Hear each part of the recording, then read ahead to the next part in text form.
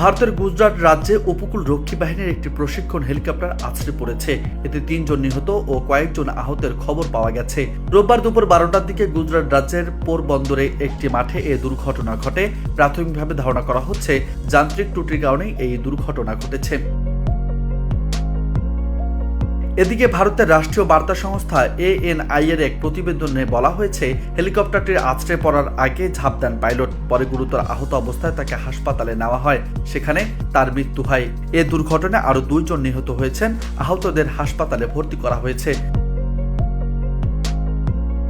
গত বছরের 2 সেপ্টেম্বরও ভারতীয় উপকূল রক্ষী বাহিনীর একটি অ্যাডভান্স লাইট হেলিকপ্টার মহারসময়ে আরব সাগরে ভেঙে পড়ে। ওই সময় 2 ক্রু সদস্যের মরদেহ উদ্ধার করা হলেও মিশনে pilot in command Rakesh Kumar Rana নিখোঁজ ছিলেন। পরে 1 মাস দীর্ঘ অনুসন্ধান শেষে গত অক্টোবরে দেশটির উপকূল রক্ষী বাহিনী গুজরাট উপকূল থেকে পাইলট রাকেশের মরদেহ উদ্ধার করে।